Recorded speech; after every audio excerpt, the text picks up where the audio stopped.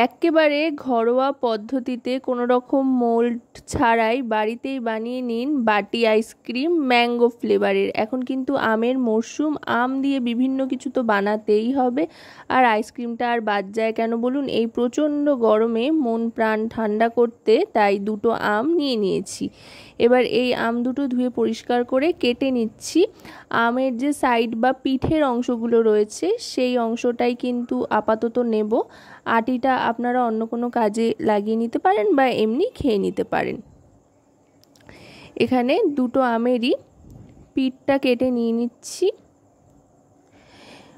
এবার এভাবে দুটো আম কেটে নেওয়ার পর খোসা থেকে আমের যে পাল্পটা রয়েছে বা শাঁসের অংশটা রয়েছে সেটা একটা চামচের সাহায্যে আস্তে করে তুলে নিতে হবে, ঠিক এইভাবে।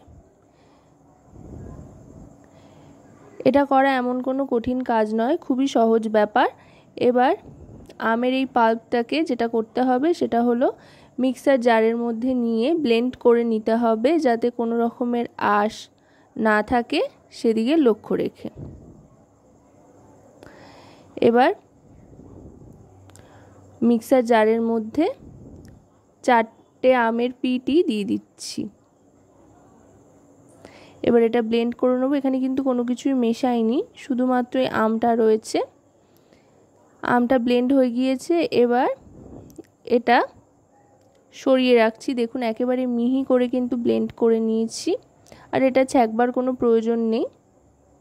এবার দুধ নিয়ে নিয়েছি। এখানে 1/2 লিটার দুধ রয়েছে। এই 1/2 লিটার দুধটাকে ফুটিয়ে কিন্তু 3 ভাগের 1 ভাগ করে নিতে হবে, মানে অনেকটাই ঘন করে নিতে হবে।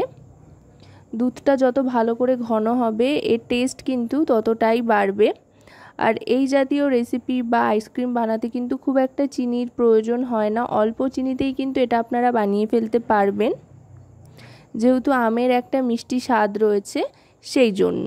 আর যারা খুব বেশি মিষ্টি পছন্দ করেন তারা তাহলে সেই অনুযায়ী মিষ্টি একটু বেশি দিয়ে নিতে পারেন, চিনির পরিমাণটা একটু বেশি করতে পারেন। এবারে 1 হাতা দুধ তুলে নিলাম। এই দুধটা একটু ঠান্ডা হতে দেবো, আর এইদিকে চিনিটা দিয়ে দিচ্ছি। এই বাটির 1/2 বাটির মতো চিনি দিয়ে দিলাম, আর চিনির প্রয়োজন এখানে হবে না। দুধটাকে এবার আরও খানিকক্ষণ ফুটিয়ে নিতে হবে, কারণ চিনি দেওয়ার পরে কিন্তু একটু জল ছাড়ে, সেই জন্য দুধটাকে আরও খানিকক্ষণ ফুটিয়ে নেব। আর দুধের চারপাশটা মানে কড়াইয়ের চারপাশটা কাচিয়ে নিয়ে দুধের মধ্যে দিয়ে দেব, তাতে করে দুধটায় বেশ একটা ক্রিমি ক্রিমি টেক্সচার আসবে। দুধের সরটা এর মধ্যে মিশিয়ে নিলে বারবার করে। এবার যেই দুধটা বাটিতে তুলে রেখেছিলাম 1 হাতা মতো, তাতে মিশিয়ে নিচ্ছি কর্নফ্লাওয়ার। আপনারা চাইলে কাস্টার্ড পাউডার ব্যবহার করতে পারেন, আর যদি বাড়িতে কাস্টার্ড পাউডার না থাকে তো তাহলে কর্নফ্লাওয়ারও ব্যবহার করতে পারেন। আমি 2 চামচ মতো কর্নফ্লাওয়ার দিয়ে এবার সামান্য একটু ফুড কালার দিয়ে নিচ্ছি। ফুড কালারটা অপশনাল, যদি আপনারা না চান তো নাও ব্যবহার করতে পারেন। চাইলে আপনারা যে কোনো এসেন্সও এতে ব্যবহার করতে পারেন। আমি কোনো রকমের এসেন্স ব্যবহার করছি না, যাতে আমের গন্ধটাই থাকে সেই জন্য। আর ফুড কালারের ক্ষেত্রেও কিন্তু এটা অপশনাল, এতে স্বাদের খুব একটা হেরফের নেই, শুধু সুন্দর একটা কালার আসে এই আর কি। এবার এটা ভালো করে মিশিয়ে নিয়ে দুধের মধ্যে দিয়ে দেবো। 1 হাত দিয়ে কর্নফ্লাওয়ার গোলা দুধটা ডালতে থাকবো, আর 1 হাত দিয়ে নাড়তে থাকবো যাতে লাম্পস না হয় বা দলা পেকে না যায়, সেই জন্য। এই কর্নফ্লাওয়ার গোলা দুধটা দেওয়ার পরেই কিন্তু দেখবেন খুব সুন্দর একটা ক্রিমি ব্যাপার চলে আসবে দুধের মধ্যে। আর এটাকে কিন্তু অনবরত নাড়তে থাকতে হবে, গ্যাসের ফ্লেমটা মিডিয়াম টু লোতে রেখে। দেখুন দুধটা কিন্তু আস্তে আস্তে অনেকটা ঘন হয়ে আসছে। এটা ঘন হতে হতে দেখতে কিন্তু অনেকটা কনডেন্স মিল্কের মতো হয়ে যাবে দেখবেন।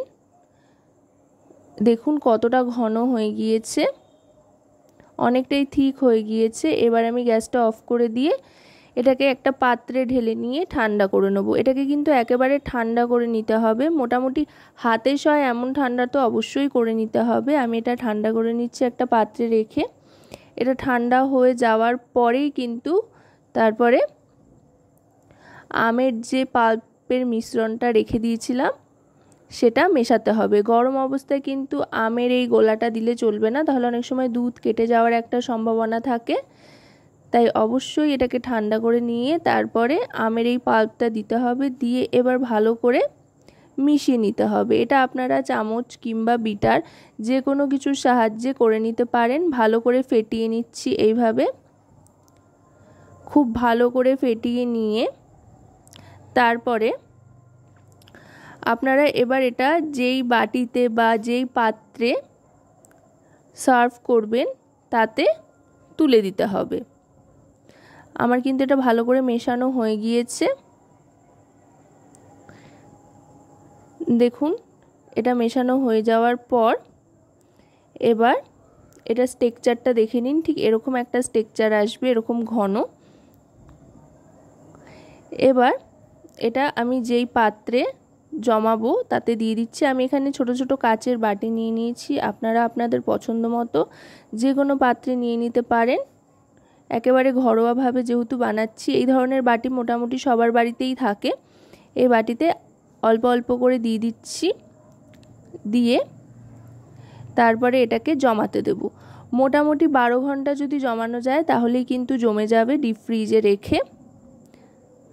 আশা করব রেসিপিটি আপনাদের ভালো লাগবে। ভালো লাগলে অবশ্যই রান্নাবাটি চ্যানেলটিকে সাবস্ক্রাইব করে লাইক শেয়ার কমেন্টের মাধ্যমে আমাদের পাশে থাকবেন। আর পাশে থাকা বেল আইকনটি অন করে দেবেন সবার আগে সমস্ত রকম নতুন রান্নার নোটিফিকেশান পাওয়ার জন্য। কারণ আপনাদের নিয়ে আপনাদের জন্যই কিন্তু আমাদের চ্যানেল রান্নাবাটি। দেখুন কথায় কথায় প্রত্যেকটা বাটিতে কিন্তু নিয়ে নিয়েছি। এবার একটা থালার ওপরে বসিয়ে নিয়েছি, স্টিলের থালায়। এবার এটাকে ঢাকনা চাপা দিয়ে ডিপ ফ্রিজে রেখে দেবো মোটামুটি 12 ঘন্টার জন্য।